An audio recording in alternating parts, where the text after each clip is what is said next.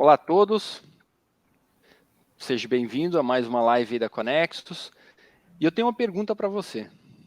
Você que atua aí no comércio exterior, como empresário, ou trabalhando na área, você está antenado com a reforma tributária? Você já sabe o que é e como será a tributação no Brasil, especificamente no Comex, nas operações de comércio exterior, de importação e exportação, após a reforma tributária? Você já sabe qual vai ser o impacto dessa reforma na sua empresa, na sua vida, na sua carreira? Por isso que nós estamos aqui hoje com o Gabriel Pastore para falar sobre a reforma tributária e seus impactos no comércio exterior. Entenda as mudanças aqui com a gente. Muito obrigado, Gabriel, pelo convite aí, pela participação no nossa live. O Gabriel é um especialista na área, um entusiasta, né? Ele é graduado na Faculdade de Direito da Pontífica Católica de Campinas, pós-graduado em Direito Tributário, Processual Tributário, especialista em comércio exterior há muito tempo na área, né, Gabriel? Mais de 20 anos de experiência na área tributária aduaneira. E fica à vontade para se apresentar. Bem-vindo e muito obrigado mais uma vez por prestigiar aí e trazer seu conhecimento para a gente compartilhar com as pessoas que seguem a Conexus nas nossas redes sociais. É um prazer, Claudenir. Agradeço a todos aí que estão nos acompanhando. Agradeço a você, a Flor, pelo convite, poder participar dessa conversa, né, sobre um assunto tão relevante para o país, né, e tão complexo. Meu nome é Gabriel Pastore, como você já me apresentou. Eu sou um dos sócios da Wise4 Customs Experts. A nossa empresa é uma empresa que fornece soluções em comércio exterior. Quando eu digo soluções, o que a gente se define como uma empresa de soluções é no sentido de não prestar simplesmente um trabalho de consultoria. O nosso propósito, nosso objetivo como empresa é procurar identificar quais são as dores dos nossos clientes e atuar de forma a trazer soluções, que pode ser pela implementação de um regime aduaneiro especial, pode ser pela implementação do operador econômico autorizado, pode ser trazendo soluções sistêmicas, ferramentas, pode ser analisando os dados dessa empresa, identificando oportunidades na operação dela, tanto com viés tributário, como também com viés operacional. E é isso aí, vamos conversar aí sobre a reforma tributária, vamos explorar esse tema que tanto tem despertado interesse aí de todos, né, a curiosidade de todos. O Gabriel estava conversando comigo, pessoal, enquanto o pessoal vai chegando para o evento, né, queria que vocês aí se pudessem identificar aí no chat, deixar suas dúvidas, deixar também os seus comentários, pontos que de repente você tem um pensamento divergente do nosso, fica à vontade para expor, também o nosso time de comercial, nosso time técnico também está aqui no chat para ajudar nesse debate, agradecer a todos também que nos apoiam aqui no backstage, a equipe da Wise4. Gabriel estava comentando comigo da expertise da Wise4 no agro, né? Que é um segmento aí que quando a gente fala de balança comercial está sempre presente, né? Nós temos uma carteira de clientes bem relevantes no setor agro, desde produtores rurais, né, até mesmo fornecedores de insumos agropecuários. Esse é um setor que a gente percebe que nos últimos anos aí tem experimentado aí um grande crescimento no país, novas empresas entrando, investimentos sendo realizados, planos de investimento também aí mais a longo prazo. A nossa empresa também trabalha bastante aí com outros setores econômicos, no setor farmacêutico, no setor automotivo, também no setor de transportes, infraestrutura, nos setores também que a gente tem visto bastante investimento acontecendo, construções de ferrovias, essa parte de infraestrutura que inclusive, aí um ponto de oportunidade para o país, né? Legal. A gente vê bastante oportunidade aí acontecendo no mercado. Legal, vamos explorar o seu conhecimento hoje. Eu tenho um amigo que fala muito sobre o sistema tributário brasileiro, o Francinei, que é parceiro nosso aqui na Conexus, já gravou algumas lives aqui comigo, e ele fala muito do manicômio tributário, não é um sistema tributário, né? Não sei se ele copiou essa frase de alguém, mas ele usa muito essa expressão, e ela é bem agressiva, bem marcante, né? Primeira pergunta que eu tenho para te fazer é, por que reformar E quais são os objetivos que vêm com essa reforma tributária que está sendo proposta? Reformar ou não reformar, né? Uma pergunta shakespeariana. Na verdade, não vejo nessa necessidade dessa dúvida shakespeariana, né? Na verdade, claramente existe uma necessidade de reformar o nosso atual sistema tributário. Por que isso? É um sistema extremamente detalhado, é um sistema extenso e, portanto, é um sistema muito complexo. Ele é complexo já na forma como ele é concebido. Existe aí uma estrutura, do ponto de vista legal, uma hierarquia de normas, né? Começa lá com a Constituição Federal. A Constituição Federal, em princípio, ela é um meio de se fornecer diretrizes para que a tributação aconteça, mas a nossa Constituição ela já é bastante detalhada, especialmente nessa matéria tributária. Ela, na minha opinião particular, ela acaba sendo até mais detalhada do que ela precisava, né? A gente pode depois trazer alguns exemplos aí durante a conversa, mas tem a Constituição, né, no topo da hierarquia, e tem as leis complementares, que são leis que são produzidas pela União, né? São leis que exigem também um quórum de aprovação maior aí na Câmara e no Senado. Aí, nessa estrutura, nós temos as leis ordinárias, e aí é onde começa o problema, né? Porque são vários tributos, né, de diferentes órgãos, né, entes tributantes, na esfera federal, na esfera estadual, incluindo o Distrito Federal, e também os municípios. Quando a gente pensa em lei ordinária, a gente está falando, né, de lei ordinária em 27 estados diferentes produzindo normas, e aproximadamente aí alguma coisa em torno de 5.700, 5.800 municípios no Brasil inteiro. E quando nós descemos mais essa estrutura hierárquica, nós temos os decretos que são produzidos pelos chefes dos poderes executivos, também na União, nos 27 estados, nos 6 mil municípios, e ali, dali para baixo, aí a coisa piora, né? Piora por quê? E aí existem portarias, existem instruções normativas, existem resoluções, existe todo um conjunto de normas infralegais também sendo produzidas por esses entes tributantes, e diariamente existe aí um estudo aí, né, que revela que são produzidas aproximadamente 700 normas tributárias no Brasil, né? E aí a gente para pensar, né? Você falou do manicômio, realmente é uma coisa maluca, né? Porque como acompanhar a produção de 700 normas tributárias por dia? É lógico que, assim, uma empresa, para ela ser totalmente impactada por isso, ela precisa ter operação no Brasil inteiro, é uma coisa muito rara, né? Mas, de qualquer forma, é uma produção muito intensa que dificulta o lado do contribuinte, mas também dificulta muito o lado do órgão que tributa, porque ele também precisa acompanhar a evolução dessas normas, ele precisa saber o que está sendo revogado, o que está sendo publicado, se é que está revogando alguma coisa ou não. Então, isso torna aí as coisas bastante complexas de se administrar, Claudemir. A gente percebe também, né, nessa linha aí do manicômio, um excesso de tecnicismo absurdo, né, nessa sistemática tributária. Te dar um exemplo aqui. Em 2013, aconteceu um julgamento pelo Supremo Tribunal do alargamento da base de cálculo do PIS/COFINS importação. Né? O que acontece? E aí agora eu vou explicar por que eu falei que a Constituição ela é muito detalhada. A Constituição Federal ela fala que a base de cálculo do PIS/COFINS de importação vai ser o valor aduaneiro das mercadorias, né? E o que aconteceu? Quando o legislador infraconstitucional, né, ele foi instituir esses dois tributos, ele acabou instituindo, mas determinando que também fosse incluída essa base de cálculo o valor do ICMS. Então, veja, a Constituição falava uma coisa, a norma de hierarquia superior, e a lei infraconstitucional veio falando outra. O que aconteceu?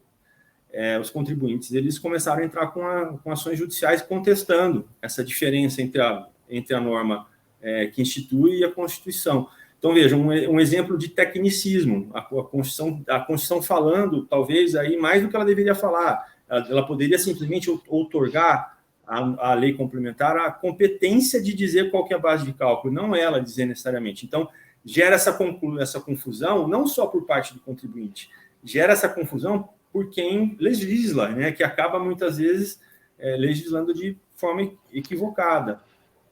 E gera um custo país gigantesco, né? Porque esses processos judiciais é custo para o Estado, né? Para o contribuinte. Exatamente. Esse é o ponto, né? Você percebe, a questão às vezes não é nem a carga tributária, mas sim todo o desperdício de energia, né? O desperdício de tempo das pessoas e do próprio governo, porque precisa apurar, precisa fiscalizar, né? Tem um outro exemplo, esse é de quando eu ainda era estagiário, quando começou essa discussão, né? Eu não sei se você acompanhou aquela discussão também a base de cálculo do PIS/COFINS, só que aí das operações internas. Isso aí, essa discussão a gente começou ali no início dos anos 2000, final dos anos 90. Estou revelando aí quando eu era estagiário. Mas começou nessa época, né, essa discussão, ela perdurou por anos e anos. Muitas empresas começaram a discussão lá atrás, né? Isso com certeza causou aí uma grande demanda no Poder Judiciário, que já não tem uma estrutura totalmente adequada, então vem essa enxurrada de ações. Demorou coisa de 15 a 16 anos para ser julgado, só que esse caso era um caso, inclusive, que a repercussão era muito maior, porque uma coisa é julgar a base de cálculo do PIS/COFINS de importação, não são todos os contribuintes que importam, outra coisa é julgar a base de cálculo do PIS/COFINS na operação interna. Isso gera contas a pagar para o governo absurdo, fora a ineficiência do Poder Judiciário, né? Fora a ineficiência e a insegurança por parte do contribuinte, porque, poxa, um investidor ou empreendedor, bom, você é empresário, também sou, né? A gente para investir, né? A gente tem que ter coragem, né? Uma empresa para vir para o país, num cenário desse de incertezas, inseguranças em relação ao sistema tributário, que é uma questão muito sensível, isso acaba inibindo o investimento no país, né? Então, é esse o manicômio, um excesso de alíquotas, né? São 10 mil classificações fiscais de mercadorias. A classificação fiscal ela é um fator determinante para definir a vida tributária de uma mercadoria. Se vai ter ST, se não vai ter ST de ICMS, se vai, a alíquota interestadual de ICMS pode estar relacionada a isso, se a mercadoria é elegível para um acordo internacional, né, de redução tarifária, o IPI, né, varia muito de acordo com a classificação fiscal, o imposto de importação, enfim, são inúmeros fatores aí que demonstram que o nosso sistema tributário é complexo e não é à toa. Estava lendo outro dia, não sei se você chegou a ver alguma coisa nesse sentido. Entre 190 países, o Brasil é o 180º, 84º mais complicado. Perde ali para países como Congo, como Venezuela, que mais? Acho que Bolívia, né? Então, só que sim, gente, o Brasil não pode, com todo respeito a esses países, logicamente, o Brasil não pode figurar nessa posição, num ranking como esse. O Brasil é uma das principais economias do mundo, né? Então, realmente, tem bastante lição de casa para ser feita aí. E a reforma, né, ela na minha visão, ela é mais do que necessária. Mais do que necessária. Não só a questão do porquê fazer a reforma tributária e também da questão dessas confusões que a lei traz. Uma lei institui tributo, diz mais do que deveria, a lei complementar ou a lei que vem instituir abaixo da Constituição fala um pouco diferente, já abre brecha para discussão. A reforma ela é importante, mas a reforma ela não resolve isso. Se quem institui o novo tributo também cometer uma falha dessa, vai continuar a insegurança. O que acontece é que nós vamos ter um número reduzido de tributos, né? Alguns desaparecerão e outros surgirão. Que aí até eu já deixa para minha segunda pergunta. O que desaparece e o que surge de tributo com essa proposta da reforma? Você falou uma coisa agora que me fez lembrar da época de ginásio. Um professor meu de geografia que ela falava que no Brasil a gente gosta de criar siglas e não de resolver problemas, né? E essa frase foi uma frase que me marcou lá na adolescência, né? Estudando outros assuntos, né? Mas acho que é um pouco disso, né? A gente vai criar novas siglas ou a gente vai resolver o problema, né?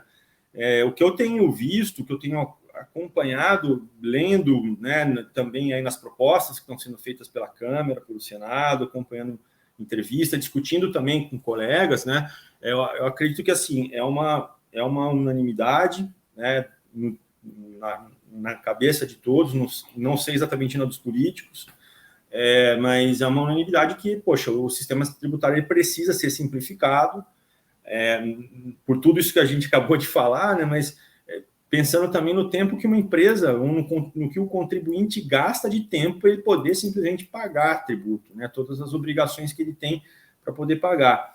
Também pela questão da guerra fiscal, e aí eu não estou falando de guerra fiscal só na esfera estadual, também na esfera municipal.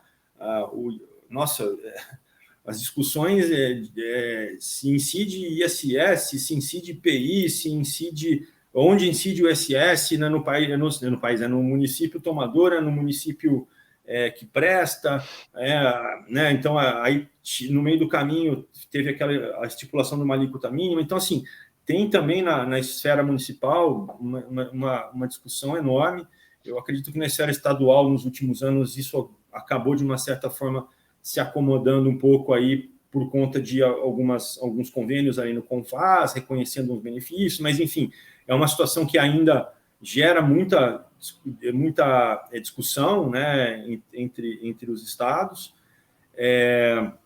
Fala-se também, e aí isso para mim é também dos pontos mais críticos do nosso sistema tributário, os chamados resíduos tributários, né?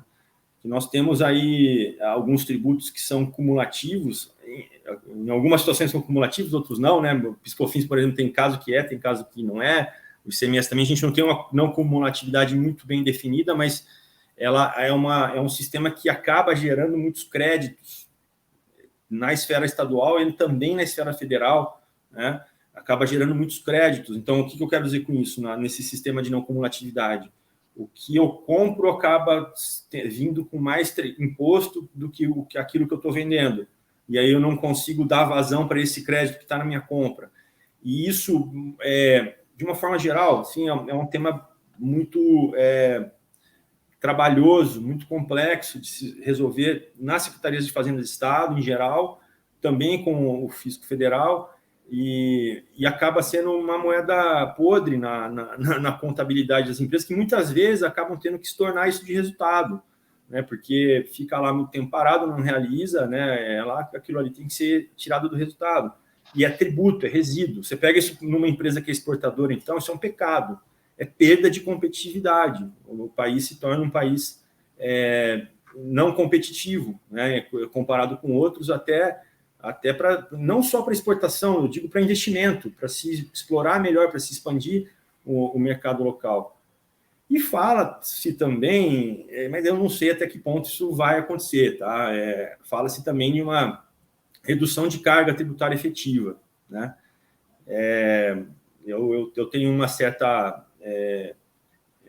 resistência em acreditar que o governo simplesmente vai reduzir carga tributária. Eu tenho um pouco de dificuldade de acreditar que isso vai acontecer, mas fala-se nisso.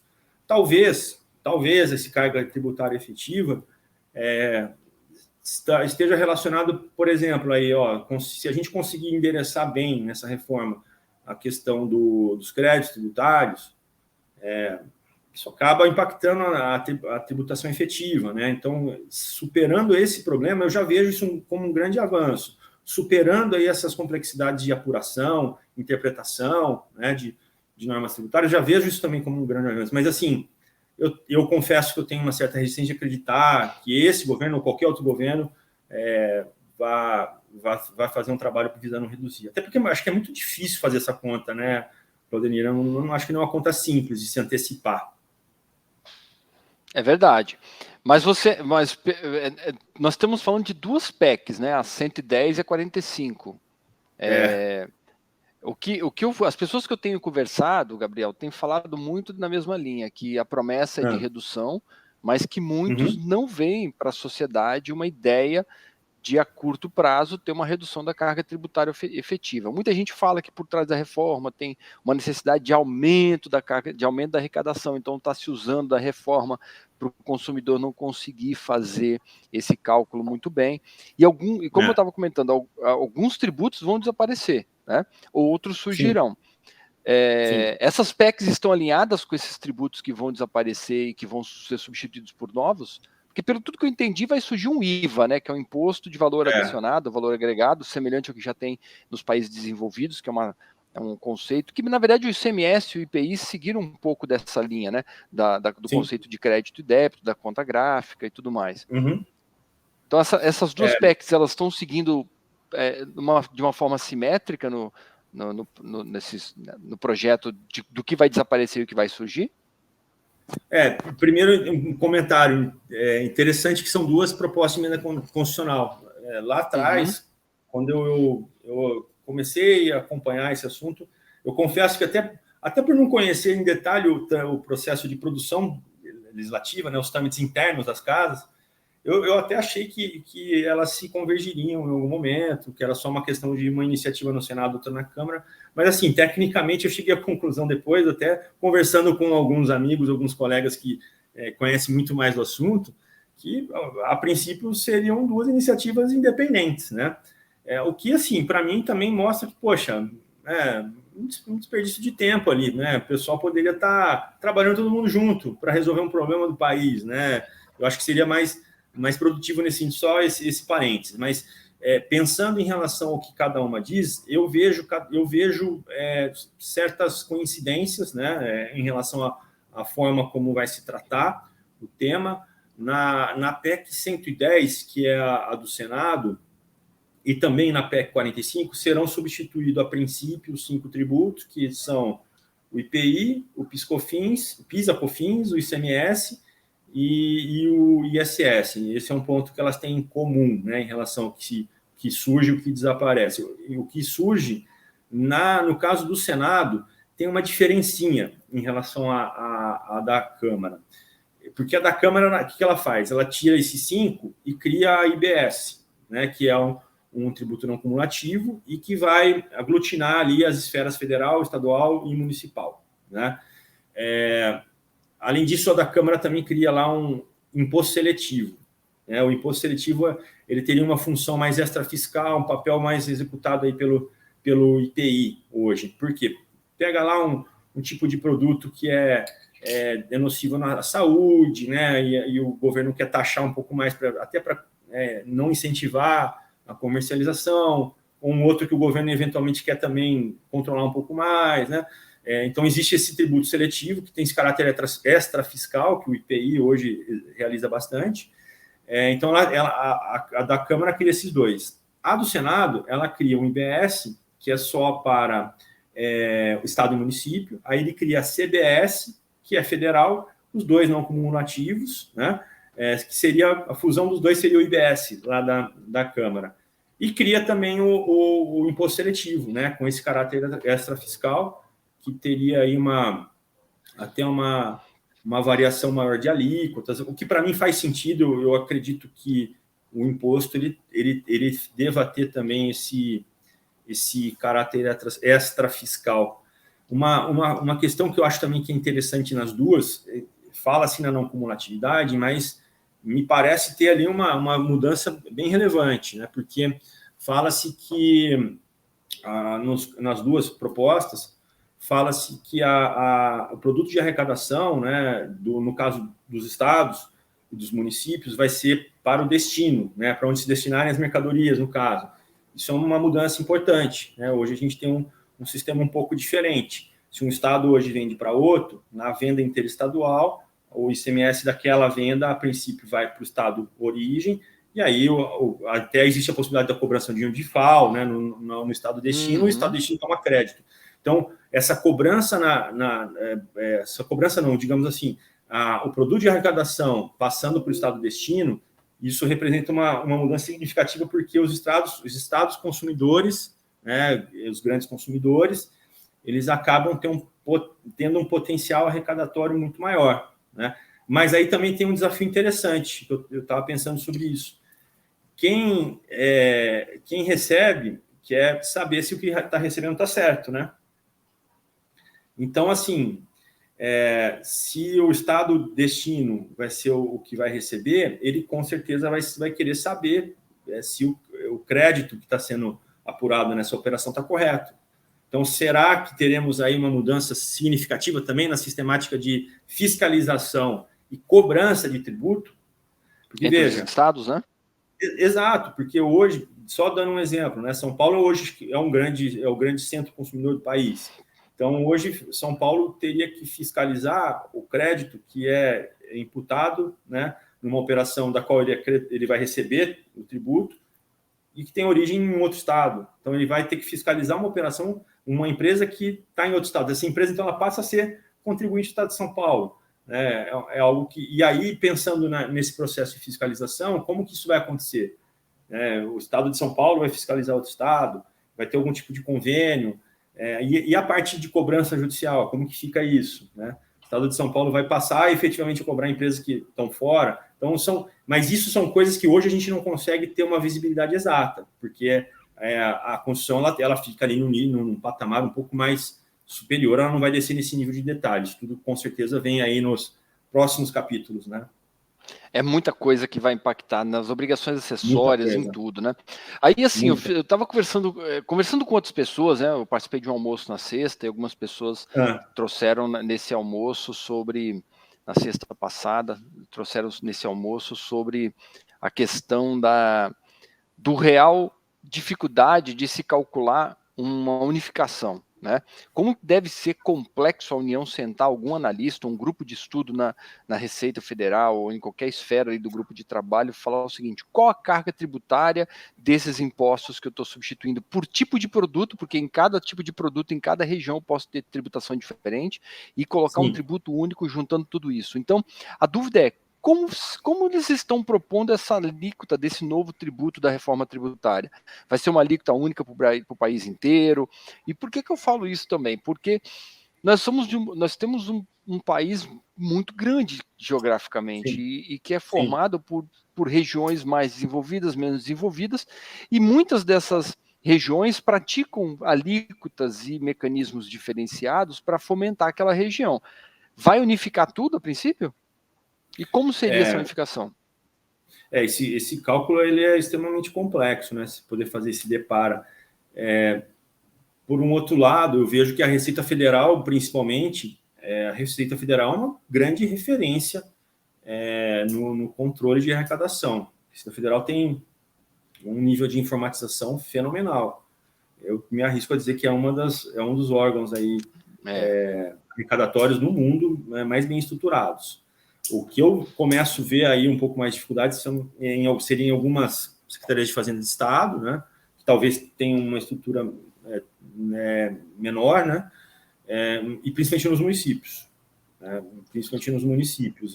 Essa conta eu não... Olha, eu não tenho a menor ideia de como que vai ser feita, né, mas ela precisa ser feita. E agora, em termos de alíquota, Claudenir, a ideia é que exista uma alíquota padrão, né, para todo o país. Né?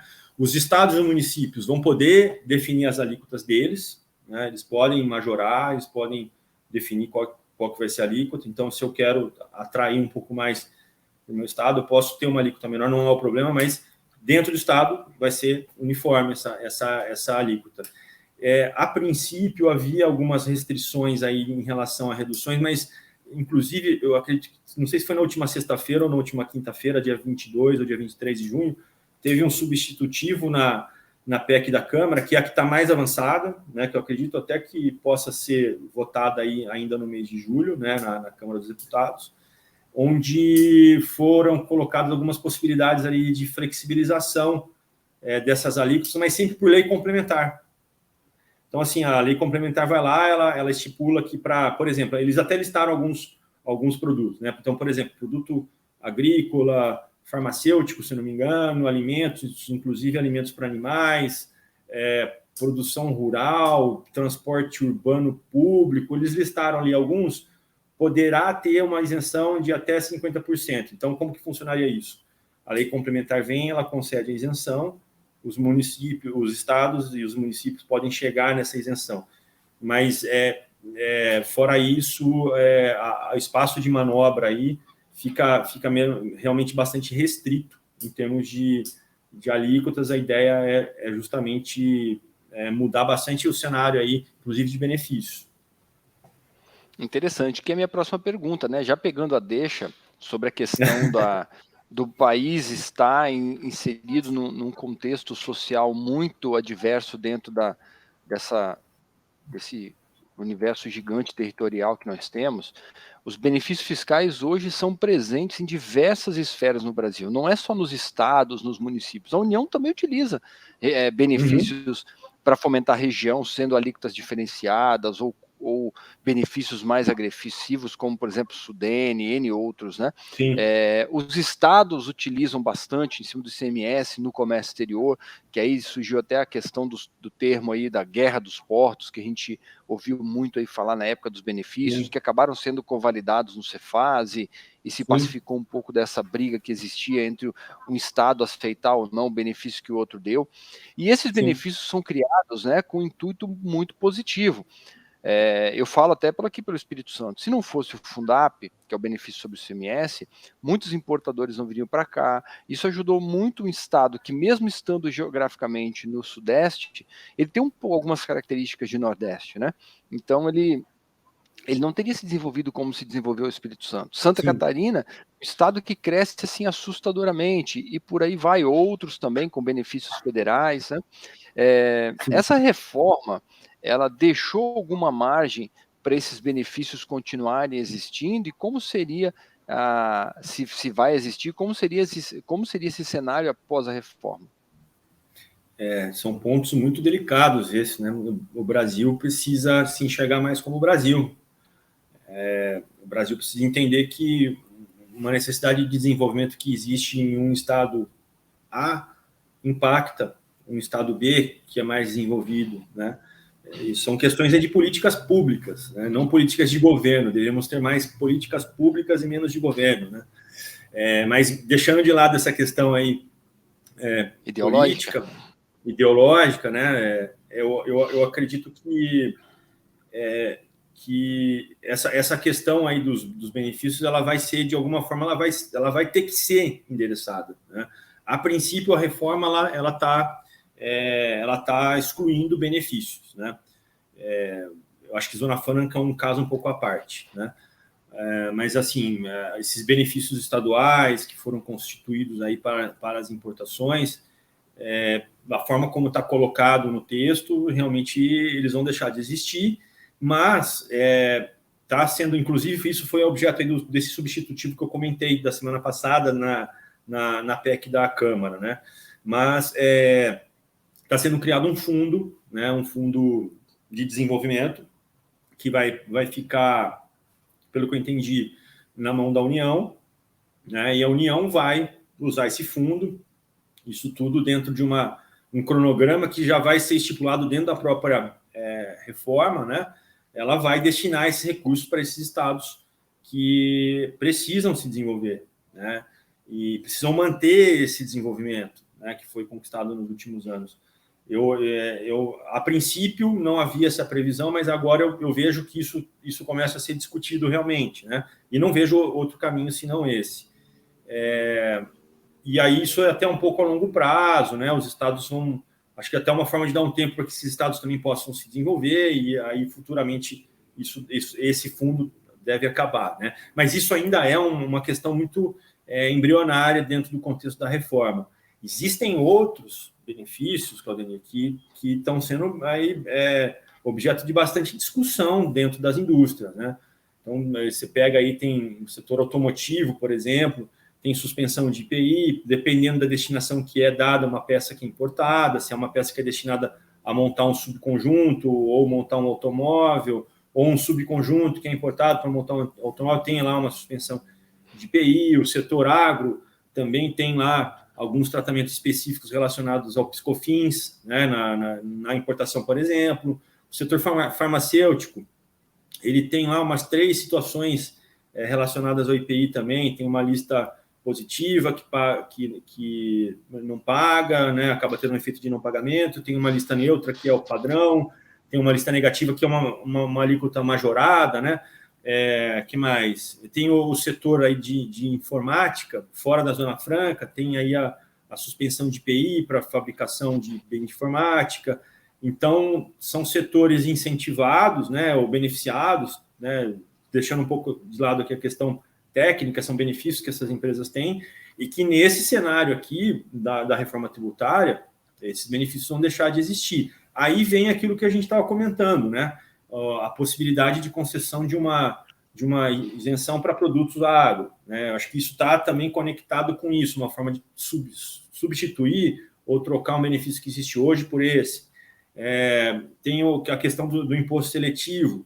Talvez uma função que esse imposto seletivo, que eu comentei com você, né, que vai um imposto vai ser criado, talvez ele assuma um pouco esse papel que tem talvez a suspensão do IPI, enfim, são coisas aí que vão ter que ser avaliadas, mas a princípio esses benefícios vão deixar de existir.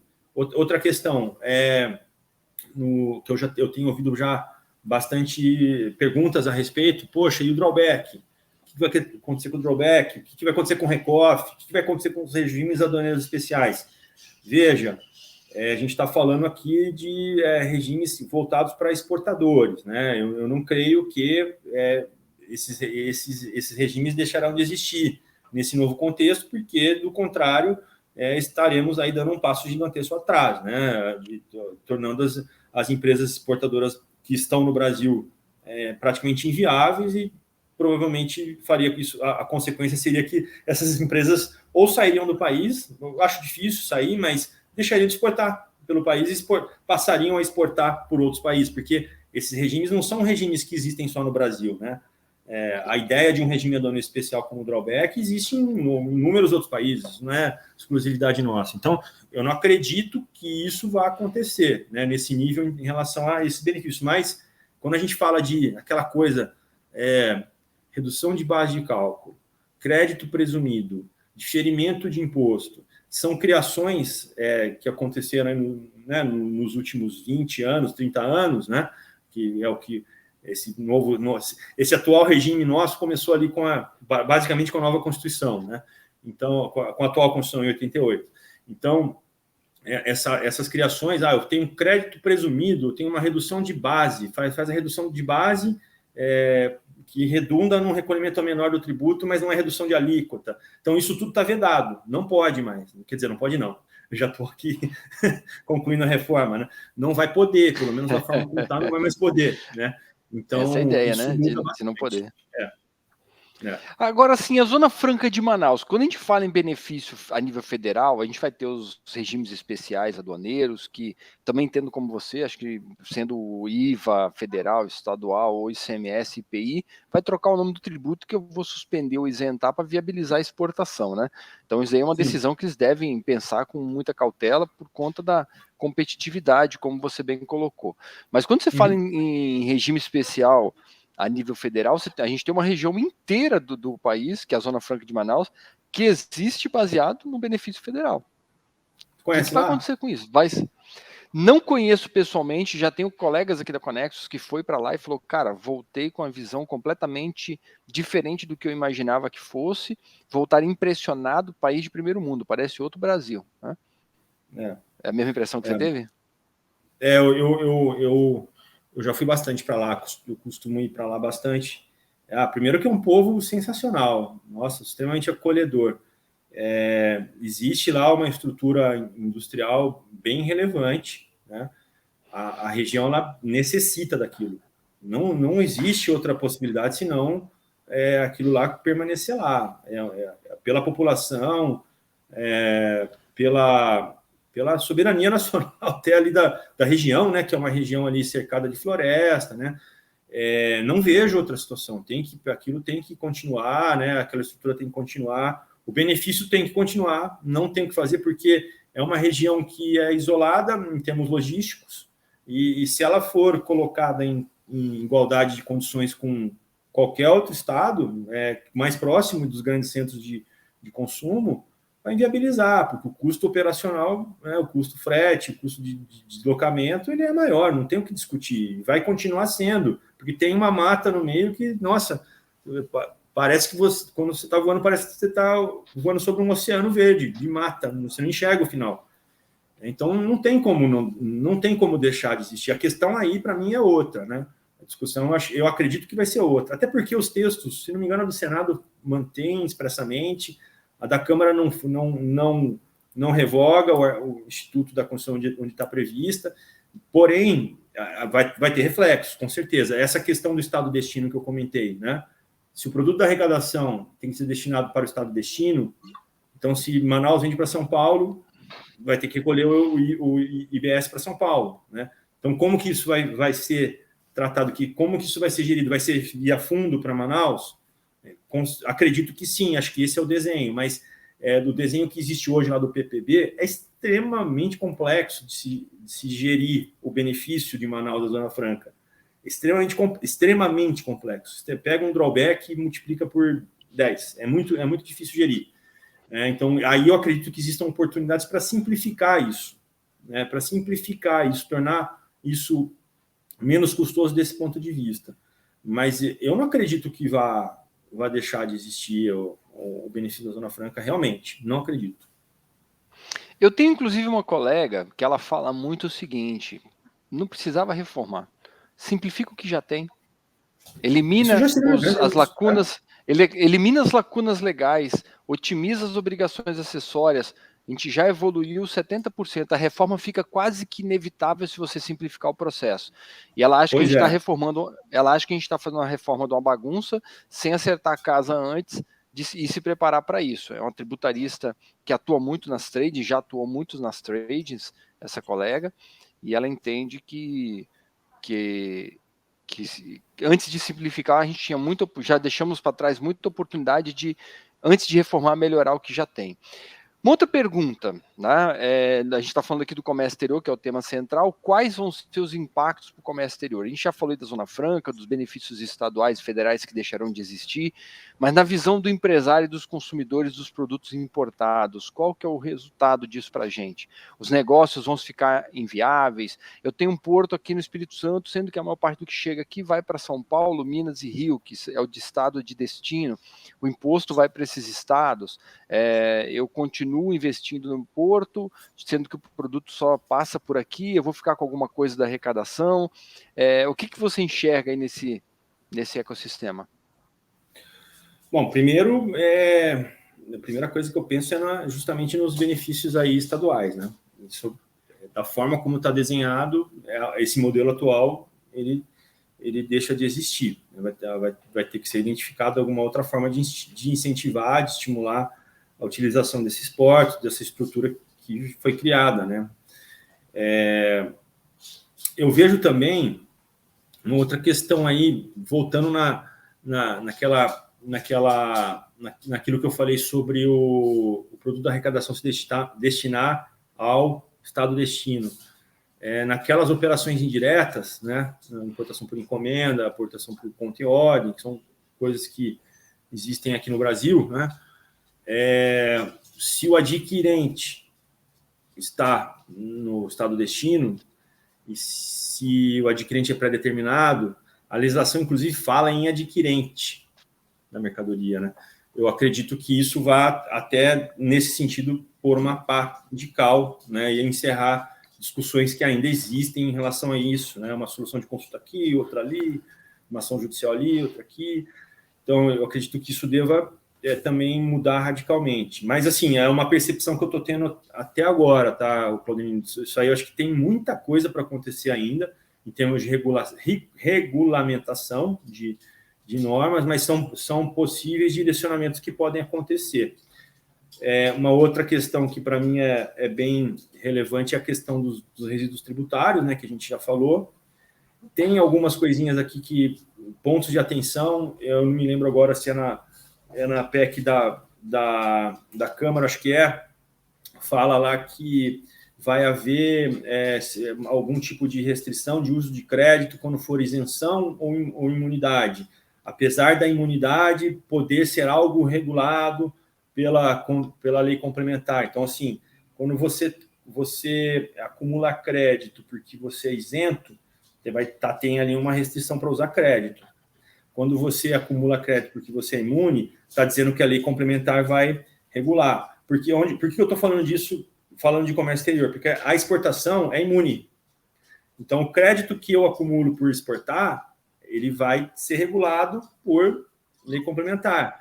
Então, aí que entram os próximos passos. Perigo. O que vai acontecer? Como isso vai ser regulamentado? Vai ter, de fato, uma redução da carga tributária efetiva, né? Então, são vários pontos que podem ser bem impactantes aí para o comércio exterior. A própria questão dos regimes aduaneiros especiais, né? Aqui em São Paulo, eu tive recentemente, coisa de 20 dias atrás, num evento no Instituto Agronômico aqui de Campinas, participou o secretário de Internacionalização de São Paulo. Ele comentou que o Estado de São Paulo estuda a possibilidade de permitir que empresas exportadoras de mercadorias manufaturadas possam aplicar a suspensão do ICMS nas aquisições locais feitas dentro de São Paulo. Isso não é permitido hoje. Você só pode suspender ICMS quando você importa a mercadoria, mas não quando você faz a aquisição dela no mercado local, quando você é usuário de drawback, né? Esse é um avanço enorme, né? Se o Estado viabilizar isso, é um avanço enorme. Então, e aqui? Como que vai ficar isso aqui, né? Nesse novo cenário de reforma? É isso que eu quero dizer. Esse é um ponto de atenção também, na minha opinião, aí, que pode impactar bastante o comércio exterior. Outra coisa, cadeia. Como vai ser na cadeia isso, né? Porque penso o seguinte, se eu sou importador e faço uma aquisição, eu poder aplicar, poder comprar sem crédito, né? O meu fornecedor me fornecer sem tributo, eu estou exportando e zerar, beleza, mas e se a cadeia é maior? Se tem etapas anteriores nessa cadeia? Porque senão eu estou transferindo um problema de acúmulo de crédito para o meu fornecedor. Como que isso vai ser tratado, né? Então, acho que são algumas provocações que eu faço aqui. Muita incógnita ainda, muita coisa para ser definido, né? Exatamente. Ô Gabriel, eu queria fazer uma pergunta final para você, a gente já está atingindo aí quase 50 minutos. Como implementar na prática uma mudança tão complexa? Faz reforma total das obrigações acessórias? Quanto tempo isso vai demorar? Porque pensa, a gente tem só de obrigação acessória, só de SPED deve ter uns 7, 8 tipos de declarações, fora que os estados implementaram. Imagina, a nível municipal, a nível estadual, num estado, beleza, é um número relativamente pequeno, agora município é um número gigante, né? Esses municípios têm as obrigações na parte do ISS, né, de declaração de serviços tomados, declara para a União e ela repassa para o município, ou imagina, eu imagino que é uma transição gigantesca, né? E também, no final, eu queria a sua opinião se isso sai esse ano, né? Vou matar duas perguntas complexas em uma só. Você tá, na verdade, você acabou de dizer, você fez uns comentários aí que eu achei interessante. A gente não tinha falado disso antes, achei bem legal o que você falou, de talvez começar a reforma olhando mais para a parte de obrigação acessória. Não tinha pensado nisso. Pô, uma coisa que faz sentido para mim. Porque, de repente, já não começar a fazer essa reforma olhando mais para a parte de obrigações, né? Mas, enfim, o que está se falando, né, nas propostas é que isso seja feito de uma forma gradativa. Então, da Câmara é que eu estou mais atento porque ela está para ser votada, né? Mas fala-se lá em fazer uma transição inicial com PiscoFins a partir de 2027 por 2 anos. Aí depois entra a substituição do IPI, né, a troca do IPI, a troca do ICMS, a troca do ISS, e ali vão mais 5 ou 6 anos. Eu tenho conversado com alguns clientes e o pessoal está de cabelo em pé com isso. Porque pensa no seguinte, hoje já é super complicado a gente apurar tributo aqui, é o que a gente está falando aqui por 50 minutos, né? Imagina você ter que continuar por mais 7 anos apurando assim e de outro jeito, né? Que também, né, não sei se vai ser tão descomplicado assim, né? Então você vai ter... E assim, pensa numa empresa que opera em vários estados, opera em vários municípios ali, contrata, vai construir uma torre de telefonia. Você tem que contratar alguém que vai construir aquilo. Quem vai construir vai entrar em incidência de ISS. E aí, assim, essas empresas acabam tendo ali algum tipo de obrigação acessória, pelo menos, nesse processo. Então, assim, eu acho que é uma coisa que tem que ser bem pensada. Não sei se você fazer essa transição diminuindo o atual e aumentando o novo. Não sei se isso é uma coisa muito boa, porque você vai ter que apurar. Tudo bem, vai diminuir o valor, mas tudo bem, mas você vai ter que apurar do mesmo jeito, de um jeito ou de outro, né? Então, não sei se isso faz muito sentido, ou pode ser feito inicialmente ali com PiscoFins, depois foca na parte estadual, depois foca na parte municipal, que eu acredito ser a mais complexa, porque envolve muitos municípios, né? Embora talvez o valor não seja tão relevante como é no ICMS, né? Mas, enfim, tem que ser uma coisa muito bem discutida. O setor privado tem que ser um agente decisivo nesse processo todo, ele tem que participar desse processo de definição de como isso vai acontecer. Não pode ser feito isso sem que ele participe, e eu acredito que não está sendo feito e não vai ser feito assim, né? E, assim, estou falando aqui do contribuinte, mas o Estado, ou a federação, os municípios, né? Eles também vão sofrer com isso. Porque pensa naquilo que a gente estava falando, vai mudar o produto de arrecadação vai ser do Estado destino, então ele vai fiscalizar essa operação que inicia em outros estados. Como que vai ser essa transição? Também pela vertente do Estado. Como que ele vai se organizar para poder fiscalizar, para poder arrecadar e para poder cobrar esses tributos? Então, isso é algo que realmente tem que ser muito pensado. Mas, de toda forma, a votação da Câmara deve acontecer em julho. Eu acredito, pelo que eu estou acompanhando, está todo mundo dizendo isso, né? E de fato, já está num status ali que isso pode acontecer. Acho que está faltando se pautado só. A do Senado ainda está em CJ, né? Na Comissão de Justiça do Senado. Mas, de toda forma, assim, por mais que seja votada agora, vai ter que ser depois votada também no Senado, né? A da Câmara. Então, assim, eu acho que sai talvez a PEC esse ano, mas aí tem uma produção legislativa enorme, tanto que ela começa a valer só em 2027. Mas, assim, aí é uma leitura minha, bem particular, tá, Claudinei? Tem que sair nesse governo. Tem que sair nesse governo. Não pode acontecer de sair no próximo, principalmente porque, né, isso pode acontecer uma mudança aí na linha, né, de quem fica com o próximo governo. Então, o que pode acontecer? Então, assim, tem que acontecer esse governo, na minha opinião. Acredito até que acontecer nesse governo seria um capital político para o governo, então acredito que o governo também vai se empenhar bastante para que aconteça,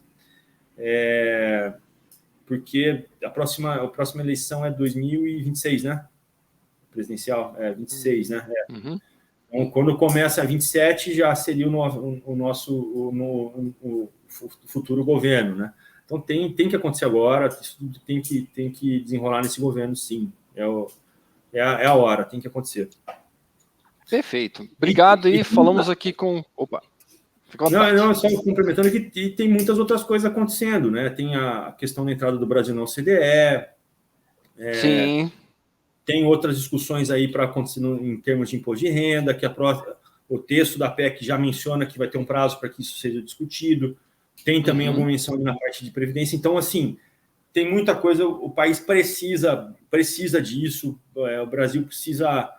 Eu quero enxergar isso como uma oportunidade para o país, né? Que isso seja bom, que o Brasil se torne um país mais atrativo, mais competitivo. Gabriel, fantástico, obrigado aí por ter compartilhado a sua visão. Eu conversei com o Gabriel Pastore, eu compartilho das suas visões, e eu acho que nós estamos tentando simplificar algo que levou décadas para se complicar. Não vai ser fácil, não vai Não vai acontecer tudo no primeiro dia, vão fazer, vão errar, vão ter que ajustar. Eu estou torcendo positivamente, espero que aconteça de forma sábia e que dê maior competitividade para o Brasil sem matar nenhum ente federado, que senão também você gera um problema social muito grande, né? Muitas, não sei se vocês perceberam, tem muitos pontos que o nosso convidado trouxe aqui à luz para a gente, como, por exemplo, esse fundo de compensação, o próprio governo ainda está formatando como isso vai acontecer no projeto, tem muita coisa, espero que você venha em outras oportunidades, conforme o projeto avance, para comentar um pouco mais. Agradecer aí a todos vocês que ficaram com a gente até esse momento. Gabriel, aí, muito obrigado, tá bom, pela participação. Prazer. E é eu que agradeço. Contem comigo. Vai ser sempre um prazer poder participar e contribuir, não só esse, com qualquer outro assunto. Perfeito. E os contatos para o Gabriel também ficam aqui no texto desse vídeo, tá? E também aqui no chat o nosso pessoal deixou para vocês. Sigam a Conexus e Gabriel aí nas redes sociais. Acompanhem o trabalho da Wise4. Acho que se quiser fazer o comentário aí do site de vocês, não sei se o pessoal já deixou aqui também no link. Acredito que sim, mas de qualquer forma, fica aí o espaço para você se despedir. Bom, eu agradeço aí a participação de todos. O vídeo vai ficar no YouTube, né, Claudenir? Então, se vai ficar disponível no YouTube depois, um desejo aí para quem está assistindo boa tarde, boa noite, bom dia.